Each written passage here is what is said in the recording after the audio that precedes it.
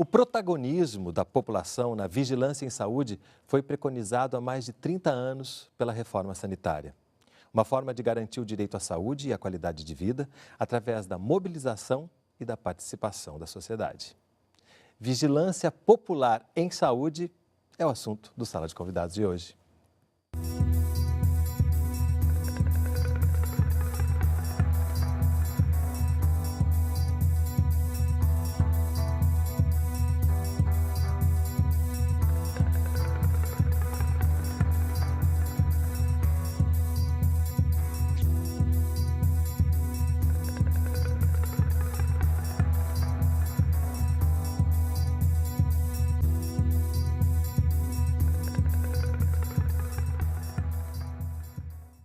Para conversar com a gente, estão no estúdio Alexandre Pessoa, professor e pesquisador da Escola Politécnica de Saúde Joaquim Venâncio, da Fiocruz, Flávio Rocha, membro do coletivo de Vigilância Popular em Saúde Marta Trindade, de Santa Cruz, no Rio de Janeiro, Marina Praça, educadora popular e pesquisadora social do Instituto de Políticas Alternativas para o Cone Sul, PACS, e Leandro Carvalho, técnico em saúde pública do Laboratório de Toxicologia do Centro de Estudos da Saúde do Trabalhador e Ecologia Humana, o CEST, da Fiocruz. E você também é nosso convidado, participe, fazendo perguntas e comentários. Utilize o nosso site, canalsaude.fiocruz.br ou o telefone 0800 701 8122, ligação gratuita. O que acontece quando um grupo de jovens se junta para defender a saúde da comunidade em que vive? Nós vamos ver agora 2 exemplos de vigilância popular em saúde. Um lugar com muita área verde, garantia de ar puro e qualidade de vida para os moradores. Assim era Piquiá de Baixo, um pequeno povoado no município de Açailândia, no Maranhão. Mas tudo começou a mudar com a chegada da Estrada de Ferro, por onde circula o maior trem de carga do mundo, com mais de 300 vagões. E junto com a ferrovia, veio também a instalação de 5 siderúrgicas e uma fábrica de cimento. É cimento, é o pó de ferro, é aquela fumaça, é esse barulho. A gente lavar uma roupa, botar aqui, não tinha condição não. Tinha que lavar de novo. Tem muitas vezes que a gente tinha que lavar a roupa de novo, porque o pó é muito forte. O sofrimento de pessoas como Dona Francisca levou a Associação dos Moradores de Piquiá a buscar ajuda. E o apoio veio dos missionários combonianos, da Igreja Católica, que ofereceram assessoria jurídica à comunidade. E através de um pedido da Defensoria Pública, a Universidade Federal do Maranhão realizou estudos sobre a poluição em Piquiá de Baixo. Algumas pessoas atribuem, o adoecimento, a morte de pessoas na comunidade a consequência, aos efeitos de material como esse aqui. Isso a comunidade faz essa relação. Então nós ouvimos depoimentos assim, olha, meu marido morreu com um problema respiratório, um problema no pulmão. E o médico que o atendeu nos disse que ele estava com o pulmão cheio de uma substância semelhante a essa. Mas isso assim, relato de uma pessoa da comunidade. Enquanto não há comprovação técnica da relação dos agravos à saúde da comunidade com a poluição gerada pelas siderúrgicas, a Associação dos Moradores de Piquiá foi buscar um novo lugar de moradia para as famílias do povoado, bem longe da fuligem que ameaça a saúde das pessoas. Mas, para os moradores, não basta mudar de lugar. Um grupo de jovens se reuniu para estudar os impactos da atividade industrial em Piquiá de Baixo. Com o apoio da Fundação Oswaldo Cruz, eles começaram a desenvolver um processo de vigilância popular em saúde. No início deste ano, os jovens de Piquiá participaram de uma capacitação na Fiocruz, no Rio de Janeiro, para aprender a medir a poluição do ar. Esse aparelho mede o material particulado, o pó, né? Aí então a gente escolhe a casa, vai lá, liga o aparelho e quando terminar o final das 8 horas a gente vai e recolhe o resultado das medições. O monitoramento gera dados para serem confrontados com as informações fornecidas pelas indústrias e, assim, identificar se elas estão cumprindo a legislação que estabelece índices máximos para a emissão de fuligens no ar. A gente está fazendo isso que é para a gente mostrar para eles que eles estão errados e que eles devem agir de acordo com a lei. Durante o curso na Fiocruz, os jovens de Piquiá de Baixo conheceram pessoas de uma outra comunidade que também estão se mobilizando contra a ação da indústria que oferece riscos à saúde. São os moradores do bairro de Santa Cruz, na zona oeste do Rio de Janeiro. Banhado pela Baía de Sepetiba, boa parte dos moradores vivia da pesca no mar. Mas depois da instalação de uma grande indústria siderúrgica, os peixes começaram a desaparecer. Eu tinha uma rede com 10 metros de altura e que dava lance na tainha, entendeu? E os cardumes, hoje não tem cardume mais entrando aqui. Quando ele entra, já entra espalhado, tá entendendo? Antigamente você olhava assim, é a coisa mais bonita que tem. O produto gerado pela ação da siderúrgica também pode ser visto nas residências do bairro. Todo dia cai o pó aqui. Fininho, porque agora é fino. Ó. Eu venho sofrendo com essa enfermidade desde 2010. Primeiro começou com alergia, depois com sinusite, atacou minha visão e agora minha audição. Os danos causados à saúde dos moradores de Santa Cruz já foram avaliados na Fundação Oswaldo Cruz, no ambulatório do Centro de Estudos da Saúde do Trabalhador e Ecologia Humana, o CEST. Então, o atendimento que a gente fez na época mostrou algumas alterações orgânicas e funcionais nessas pessoas, mas ainda não dava para dizer, ou pelo menos fazer uma relação de causa e efeito. Os próprios moradores trouxeram os materiais que eles recolhiam nas casas, fruto dessa exposição, dessa poeira amarela que caía nas casas. Uma análise preliminar mostrou que havia uma poeira com alto teor de metais. É claro que isso chama atenção. Imediatamente nós alertamos as autoridades constituídas à época, a partir de um relatório e informando que era necessária uma investigação e uma análise mais detalhada daquele material, que aquilo poderia estar causando danos à saúde dos moradores naquele momento. Assim como em Piquiá, no Maranhão, os moradores de Santa Cruz, no Rio de Janeiro, também estão lutando contra os impactos da atividade siderúrgica. E, para isso, eles contam com a ajuda do Instituto PACS. O PACS é uma organização da sociedade civil que já tem 30 anos de atuação e que começa com uma missão de discutir o modelo de desenvolvimento do brasileiro, né? Do Cone Sul e em especial do Brasil. Através desse trabalho a gente vem produzindo informação crítica sobre os rumos do desenvolvimento, procurando fazer um pouco a discussão da economia política do desenvolvimento, ou seja, quem se beneficia e quem arca com os custos dos projetos de desenvolvimento no nosso país. Quando você faz um projeto de vigilância popular em saúde e ambiente com jovens, a ciência está ali em loco. Esses jovens, eles vão ser multiplicadores, isso é fato, daquele conhecimento científico que chegou até eles, da importância daquele conhecimento para mudar a realidade socioeconômica, socioambiental, sociopolítica que eles estão envolvidos. Bom, a gente já fez alguns programas sobre vigilância em saúde aqui no canal, e tanto a ambiental, epidemiológica, sanitária, quanto a saúde do trabalhador, que estão no dia a dia de todos nós, muitas vezes são pouco perceptíveis à população, por mais que isso esteja realmente presente no nosso dia a dia. Mas agora a gente está falando de uma vigilância popular em saúde, quando a própria comunidade se mobiliza. É isso mesmo assim que a gente pode definir essa vigilância, para que as pessoas possam entender e também perceber que todos nós podemos ser vigilantes quando se trata da nossa saúde, de quem está no nosso entorno? Então, acho que talvez seja importante inicialmente diferenciar o que seja uma vigilância em saúde, que faz parte das políticas públicas, ou seja, faz parte do Sistema Único de Saúde, e a vigilância popular. A vigilância em saúde, ela aponta a participação social. A participação social, controle social, ela é um princípio doutrinário do Sistema Único de Saúde. E em todas as vigilâncias já está prescrito a necessidade da participação social. E aí a pergunta vem, o que traz de novo a vigilância popular?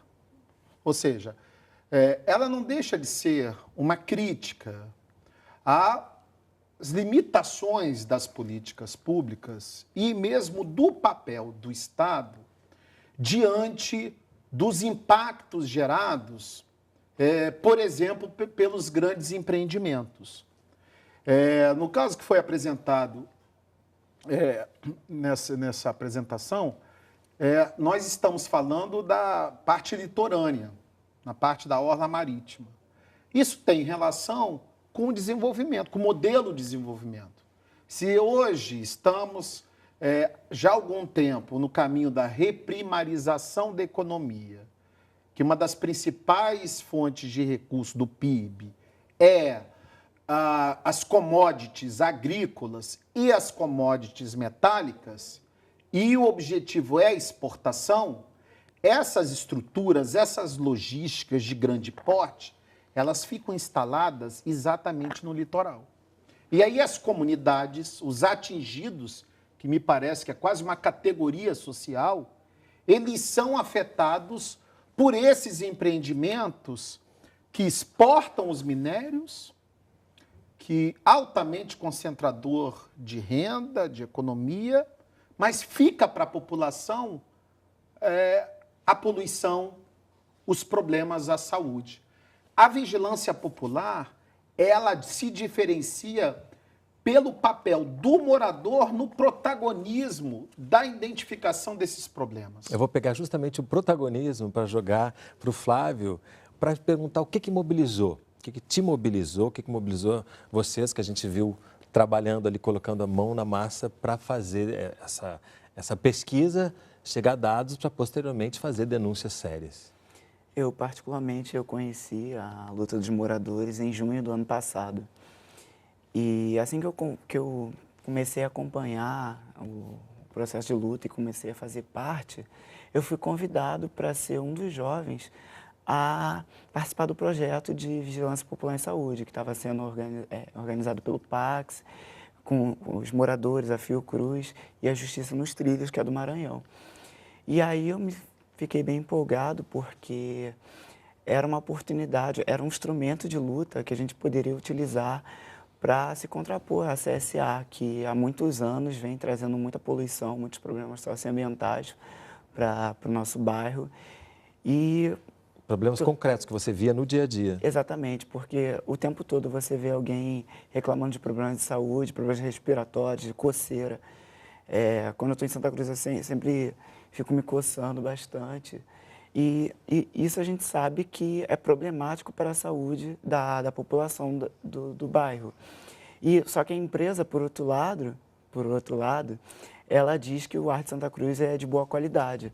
E a gente, com o nosso coletivo de vigilância, realizando as medições, nós podemos ver que não é isso. Com aparelhos de baixo custo, nós podemos comprovar à empresa que não é bem assim. O ar de Santa Cruz está causando problemas respiratórios, e agora a gente vai utilizar desse instrumento para confrontar a empresa. E isso que a gente está falando aqui de grandes poderes econômicos, a partir desse início que o Alexandre trouxe para a gente, esse modelo de desenvolvimento, que é um dos focos principais do PAX. Entender isso que foi dito na matéria, que tem muita gente, tem pouca gente, melhor dizendo, lucrando e muita gente pagando por isso, né? O PAX ele tem todo um trabalho de muitos anos, né? A gente fez 30 anos ano passado, de olhar os grandes projetos de desenvolvimento e qual é o que traz, né? Para quem, né? Para quem que são esses grandes projetos e quem é impactado para eles no dia a dia, no cotidiano, né?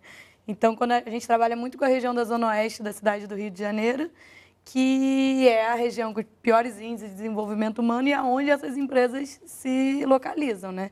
Então, até que a CSA se instalar em Santa Cruz não é à toa, né? É porque ali é o lugar onde ela pode estabelecer seu trabalho, estabelecer a produção, né, da maior siderúrgica da América Latina e ignorar os impactos sociais e ambientais existentes, né?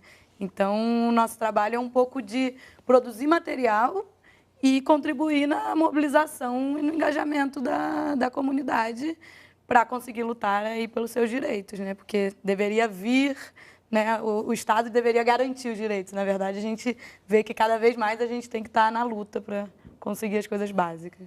E aí a gente vê a ciência se aproximando desses jovens, como você coloca na matéria, que isso dá realmente uma esperança, um gás novo, né, seguir em frente e ver que é possível mudar? Sim. Participar de um projeto desse, eu acho que já é um papel essencial da Fiocruz. Nós somos uma instituição pública, a gente tem que dar esse retorno à população. Mas quando a gente pode trabalhar isso de uma forma tão interessante como é um projeto de vigilância popular, eu acho que a gente consegue ir para além. Porque você vai no local e tem contato com a população, né? Não fica só na nossa mão esse papel, a gente pode compartilhar isso com a população. Uma vez que a gente capacita esses jovens, eles se tornam atores locais e podem multiplicar isso dentro da realidade deles, dentro do local onde eles moram. E eu acho que, para além disso, a gente está falando de um público jovem que pega essa ideia e leva ela no decorrer de muito tempo. Não vai ocorrer só em um momento e parar por ali. Quando a gente pensa em fazer avaliação ambiental, no caso, algo contínuo, um monitoramento, há uma dificuldade muito grande de sair de dentro da instituição, ir até o local e repetir aquilo por várias vezes. Quando você conta com a população local para fazer isso, e depois trabalhar esses dados, eu acho que a gente tem condição de obter um resultado que mostra aquilo no decorrer do tempo, que permite uma avaliação mais adequada, mais ampla, sem contar que é um dado que é gerado pela própria população, com todo o apoio da nossa instituição, que usa esse conhecimento que a Fiocruz tem, essa experiência acumulada de anos nessa área de saúde ambiental. Então, a gente pode, junto com essa equipe, trabalhar esses resultados e verificar como que aquilo efetivamente afeta a saúde deles. E a gente vê várias, está falando das universidades que também trabalham juntos, os combonianos que eu não conhecia, que é tão interessante ver como a sociedade civil tem várias formas de se organizar para dar retornos às próprias pessoas, né? As defensorias públicas muitas vezes não conseguem fazer isso sozinho e dessa maneira a gente chega num conceito que é muito caro ao Sistema Único de Saúde, que é a cidadania. A gente tem os direitos e também tem os deveres que muitas vezes ficam esquecidos, né? Você percebe isso de como que alguma coisa se transforma no momento que você começa a agir pela própria saúde? Uma percepção de que você também tem um papel importante? Sim, até porque por muitos anos quem fazia ciência era só a figura do cientista lá, do cara que está na universidade. Mas aí, quando a gente começa a fazer a vigilância, a gente descobre que a ciência você pode fazer desde cedo, desde jovem, desde os seus 18 ou até mais cedo. Você pode estar produzindo um dado científico em prol do bem de uma população. E nesse processo, eu acho que, tanto para o pessoal de Santa Cruz, tanto para o pessoal de Piquiá de Baixo, essa foi uma iniciativa muito agregadora de conhecimento e de valores. Gabriel dos Rios, de Niterói, pergunta: a vigilância popular em saúde é uma forma de controle social, como você mencionou aqui no início. A questão é saber em que momento essa vigilância deve atuar, se antes dessas empresas se instalarem ou depois, quando o cidadão é abandonado, inclusive pelo governo. Perfeito. Então, eu sou professor de saneamento e também pego a parte do controle da poluição. Constantemente os alunos perguntam assim: Alexandre, esses grandes empreendimentos, nós estamos falando numa escala muito grande, né? Não é nem faraônica, é maior do que os faraós. TKCSA, Porto do Açu, Comperj, foram sinalizados os riscos e a qualidade dos estudos de impacto ambiental, de relatórios de impacto ambiental, muito superficiais, pouco consistentes, em especial na avaliação dos impactos à saúde. Nós percebemos que determinados estudos invisibilizam as populações locais. Então, assim, me parece que tem um erro de origem, né? Se esses estudos são desenvolvidos pelas empresas. Elas são apresentadas para o órgão ambiental para a aprovação. Óbvio que tem um termo de referência do que deve constar esses estudos. Agora, ao longo dos anos, nós estamos percebendo que está havendo uma flexibilização da legislação ambiental. O arcabouço legal ambiental do Brasil ele teve momentos muito importantes de maturidade em relação aos outros países.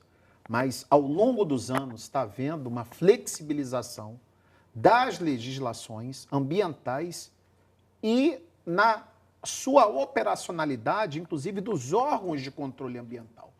Então, empreendimentos deles que muitas vezes são, faz parte das políticas públicas, né? Faz parte dos PAC, dos grandes projetos de desenvolvimento, se eles não têm um cuidado na sua origem, da sua implementação, conforme foi colocado, de fato, o problema vai sendo acumulativo.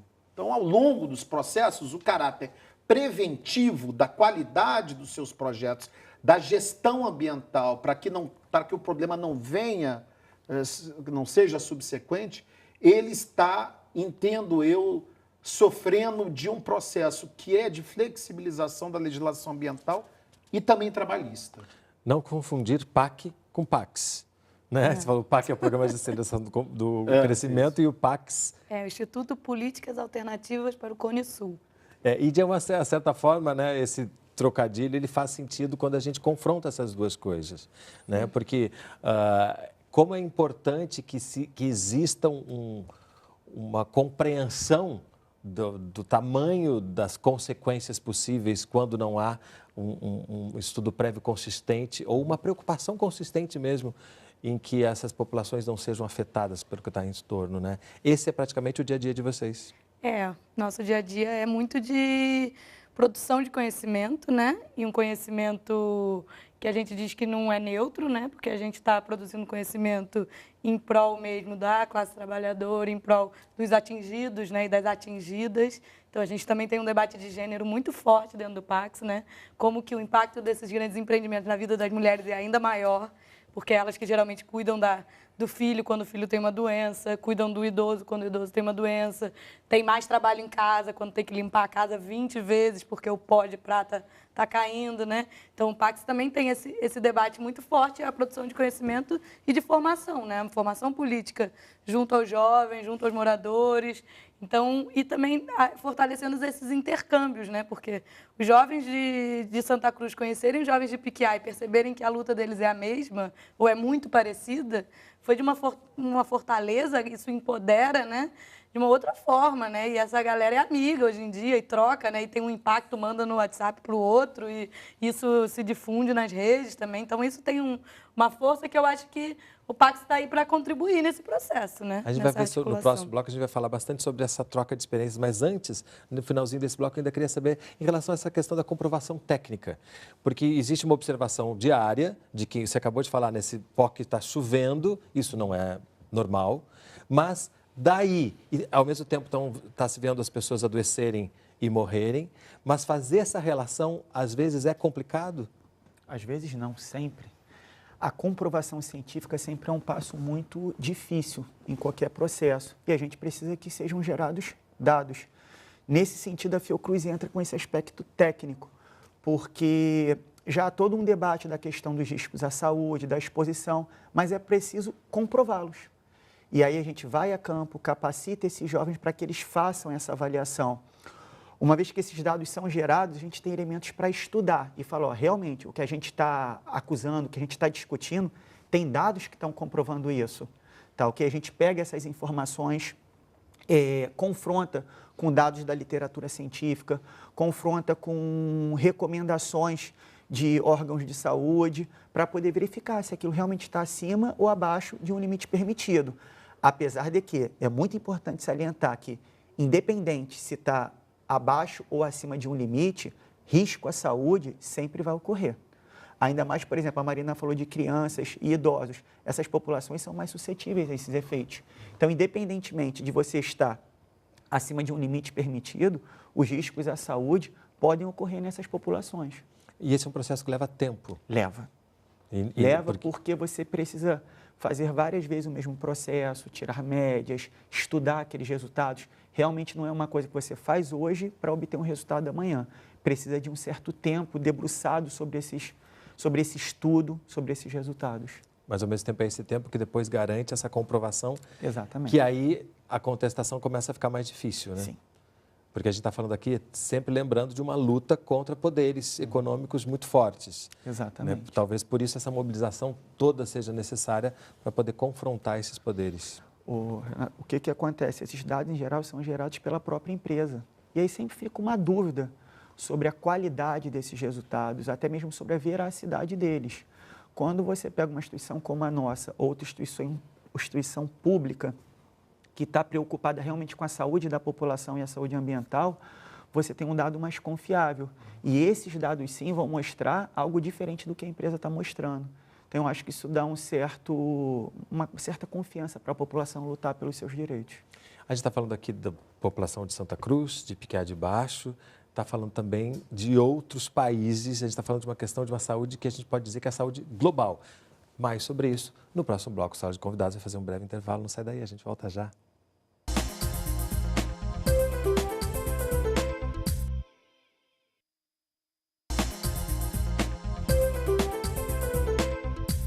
Sala de Convidados está de volta, conversando sobre vigilância popular em saúde.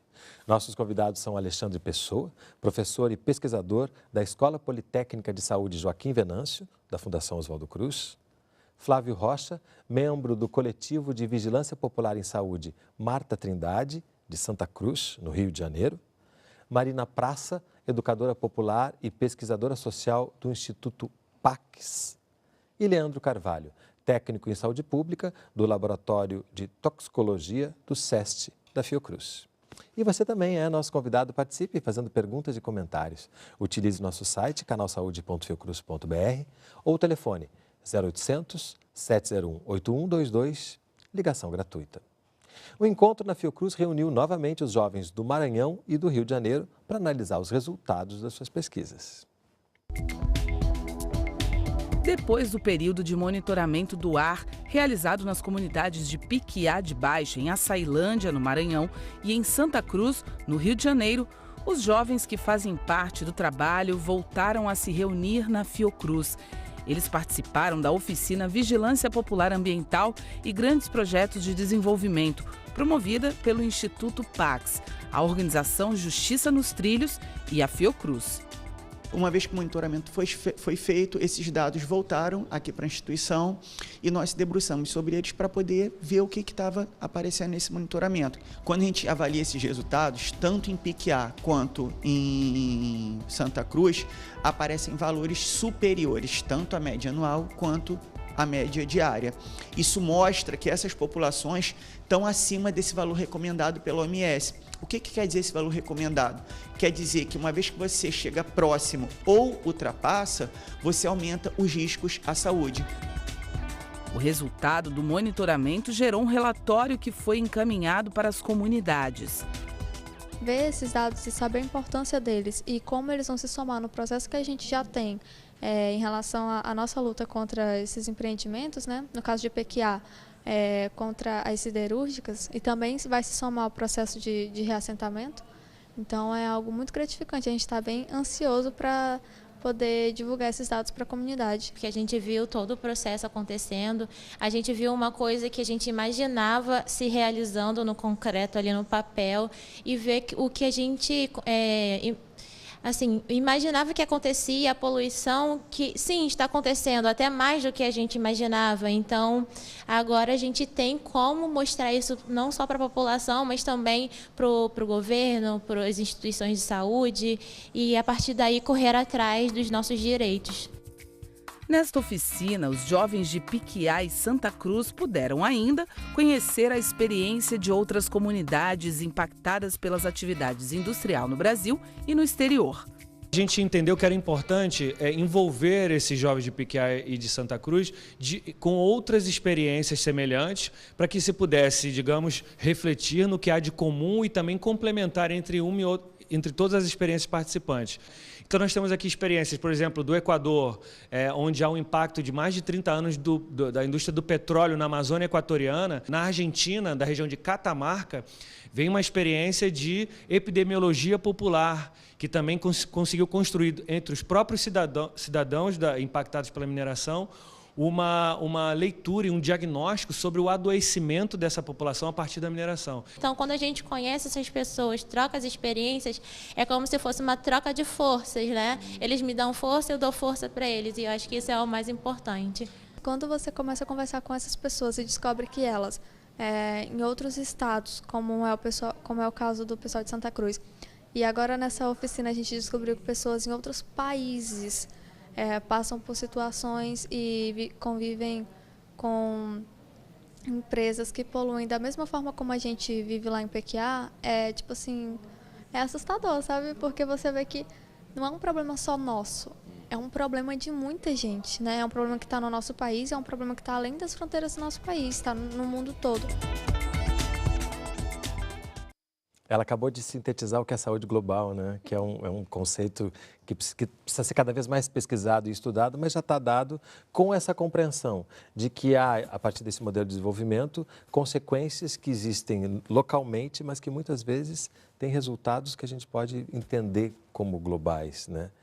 Como foi para você esse retorno depois dessa pesquisa, essa troca, essa compreensão de que esse problema não ser só de vocês assusta por um lado, mas dá força por outro, como eles falaram? Isso para mim foi muito novo. Eu sabia que os mega empreendimentos impactavam a América Latina como um todo, os países emergentes. Mas não tinha uma dimensão de que era tanto? Eu não sabia que era tanto. Áreas muito grandes são impactadas por mega empreendimentos e lutas frente a esses empreendimentos se dão de diferentes formas em diferentes países. E essa vinda do pessoal de outros países da América Latina foi motivadora, posso assim dizer, porque ela nos encorajou a seguir em frente. Nós de Santa Cruz, o pessoal do Maranhão, imagino que também tenha sido assim. E isso motivou. Eu penso assim, eu vou seguir em frente, vou continuar. Esse processo de vigilância popular em saúde precisa se fortalecer ainda mais para que possamos inspirar novas lutas. O que a gente pode falar do resultado, falando tecnicamente agora? Bem, primeiramente eu acho que é importante, já que a gente está falando dessa luta, falar sobre o processo de formação. Porque a Fiocruz ela entra como uma parceira num aspecto não só técnico, mas tem um caráter técnico importante. Porém, quando a gente tem esse contato com o jovem, né, com a população, eu acho que isso dá um caráter muito de ciência cidadã, que a gente sai um pouco de dentro do laboratório, sai um pouco de dentro do muro da instituição e vai ter contato com a população. E aí pode compartilhar esse conhecimento que em loco se multiplica. Eu acho que isso particularmente é fantástico. Eu tive a oportunidade de participar dessa capacitação com os jovens, e aí você vê o interesse pela ciência, que eles, certamente pelo fato de estarem ali conosco, eles já demonstram esse interesse pela ciência. E junto com essa desmistificação, né, que o Flávio falou aqui, a ciência não é só para aquela pessoa no castelo vestida de branco, o cientista, né? É para todo mundo que estiver disposto a conhecer um pouco mais da vida, né?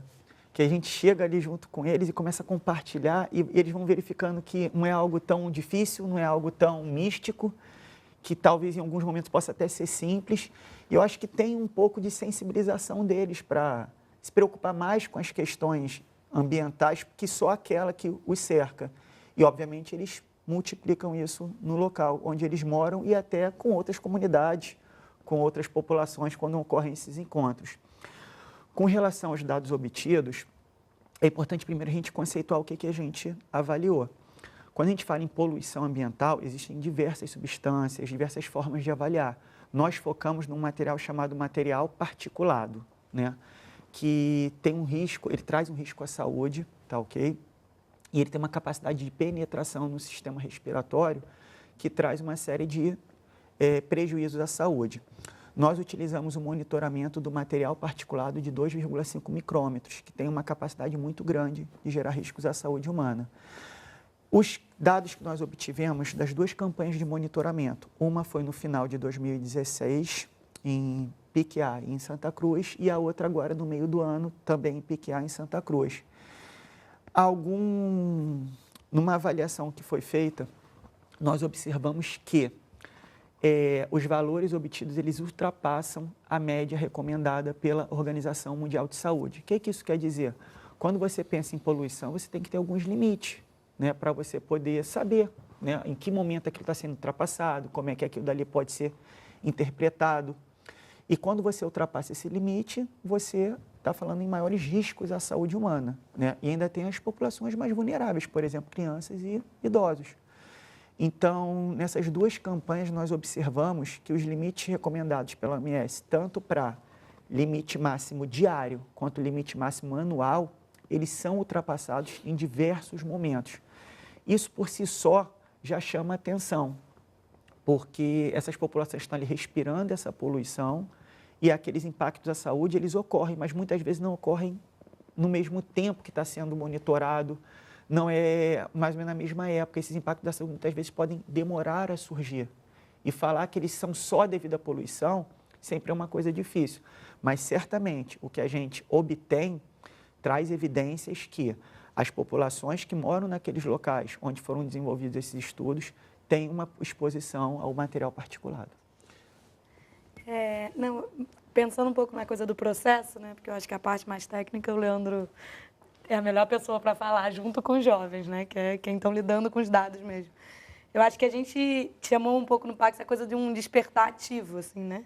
Então, que é você despertar para a situação que você vive, mas está em movimento, né, e agindo sobre ela, né? E a gente tem uma mobilização no território que tem mais de 10 anos, né? De moradores, pescadores que são atingidos pelos impactos, que diminui a possibilidade de pesca, teve alagamento por conta da empresa. Só que a gente sentia falta de que a juventude estivesse mais envolvida, né?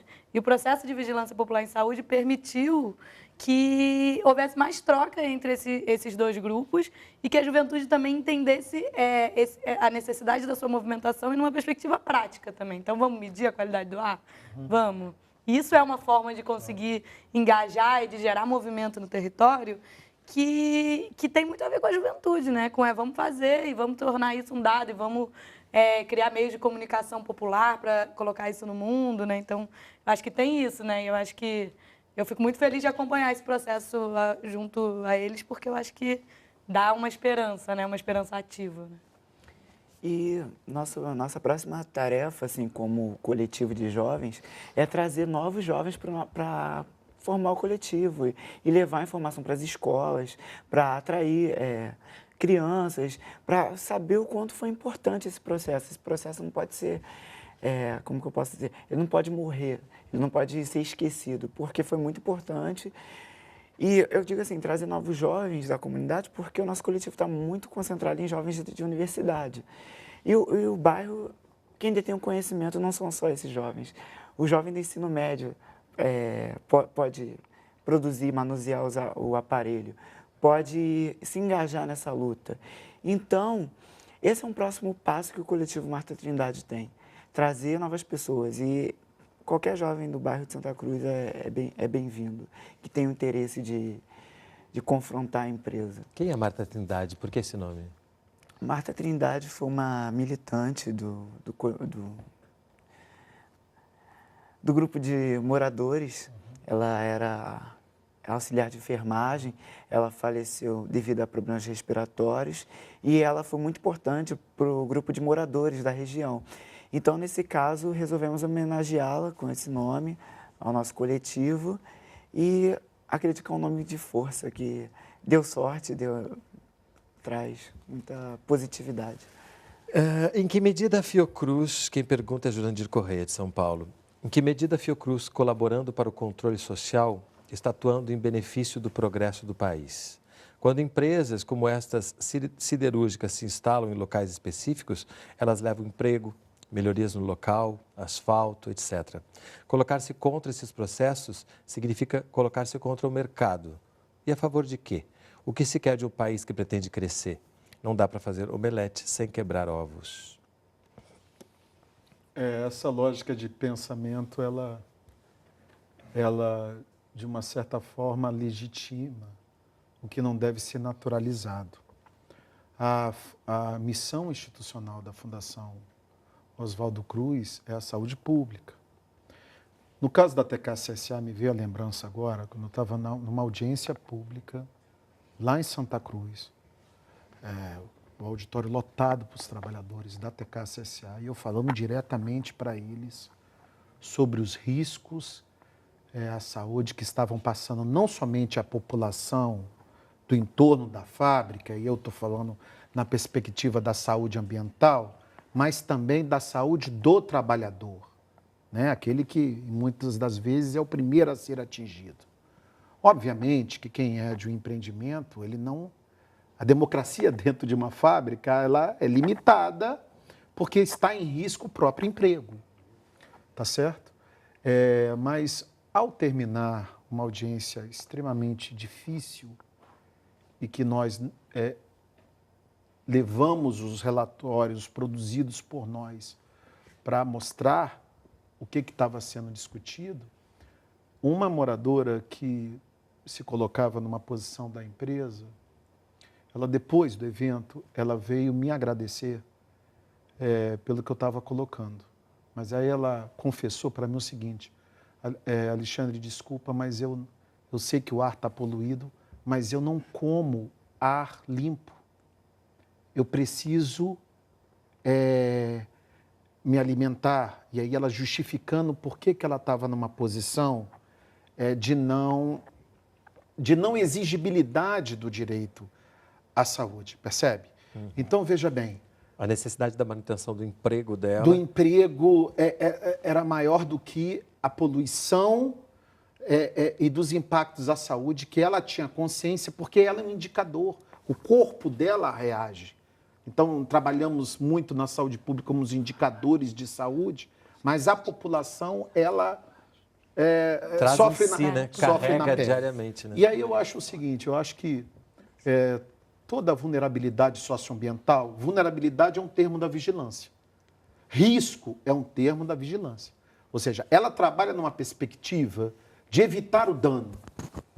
Ou seja, ela trabalha antes do dano acontecer. Ela já tem que incidir sobre a exposição dos poluentes e as dosagens que esses componentes chegam no corpo das pessoas e no corpo do ambiente, se eu for falar numa outra perspectiva.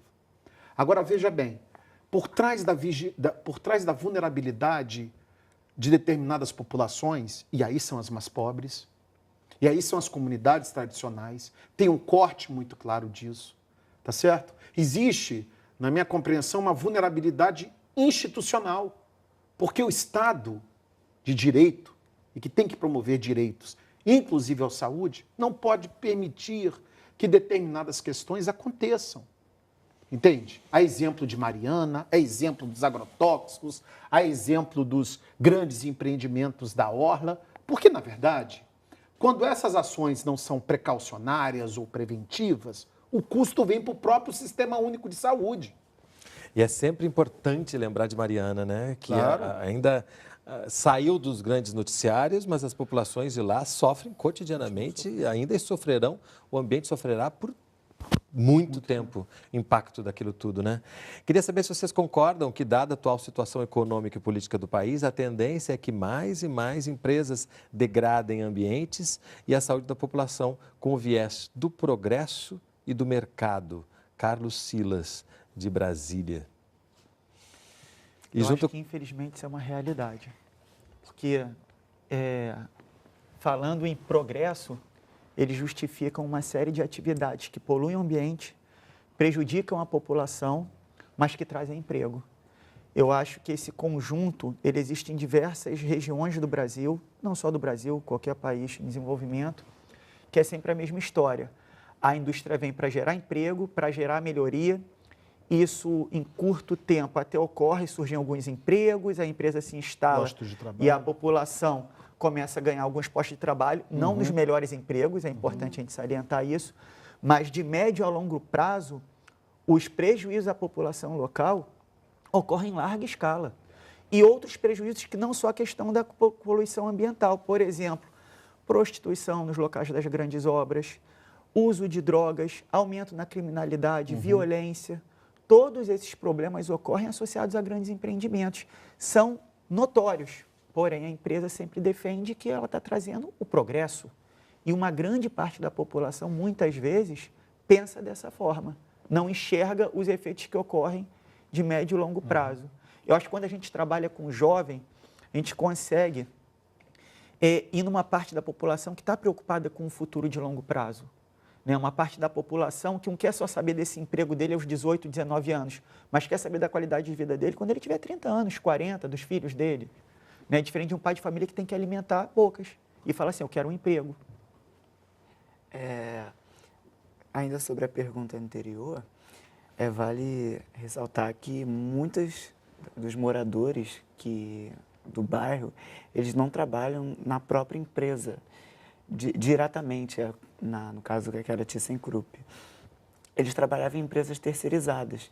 Geralmente, essas pessoas ganham menos, porque a ThyssenKrupp, ela exigia uma qualificação a mais.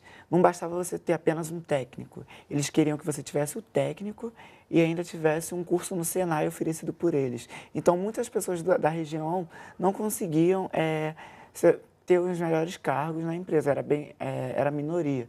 E esse é o relato de muitas pessoas.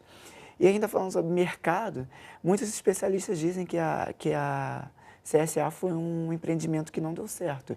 Foi um dos piores investimentos da indústria alemã no país. E eu acho que a gente vem acompanhando aí a legislação cada vez mais aberta, né? Então, a legislação ambiental, a legislação de saúde, né, trabalhista. E eu acho que isso vai possibilitando muita coisa acontecer sem a gente poder analisar os impactos reais, né, e os benefícios reais. E a gente pode, lá, a ThyssenKrupp, ela ficou anos sem uma licença de operação, né? Ela recebeu a licença um ano antes, ela foi vendida esse ano, né?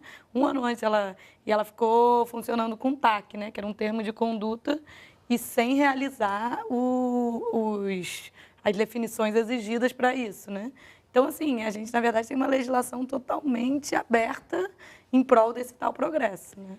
Esse TAC, eles tinham que cumprir diversos projetos sociais no bairro. Esses projetos sociais eram futebol, pré-vestibular social, que era meio que organizado por eles,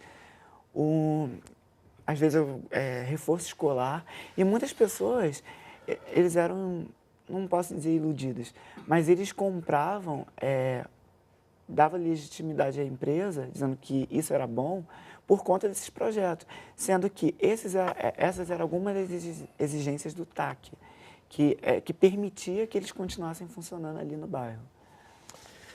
Quais os próximos passos desse monitoramento? Valéria Duarte, de BH. Junto com isso, vem uma das meninas que falou ali na matéria, né, que agora precisamos correr atrás dos direitos. Ou seja, sempre tem uma etapa seguinte. Por mais que você chegue a certas conclusões, ainda é preciso lutar para que respostas efetivas sejam dadas, né?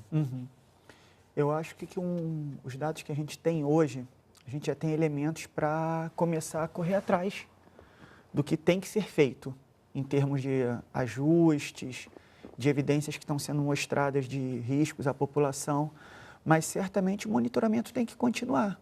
Uma vez que o monitoramento é uma atividade contínua, quanto mais ele for feito, mais evidência a gente vai ter que está ocorrendo, que essa poluição existe, que a população está sendo afetada.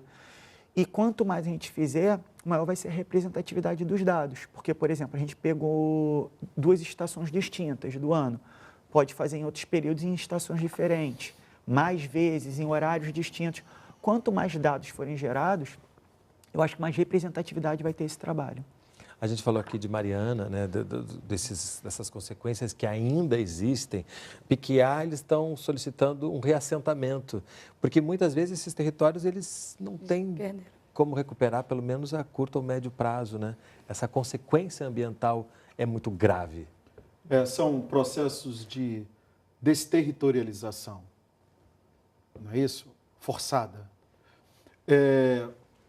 Assim, a vigilância popular, ela tem uma questão, porque na verdade ela reúne diversas experiências, tá certo? De pesquisação, de cartografia social, tá certo? De mobilização, que envolve a questão do direito ambiental e do direito à saúde.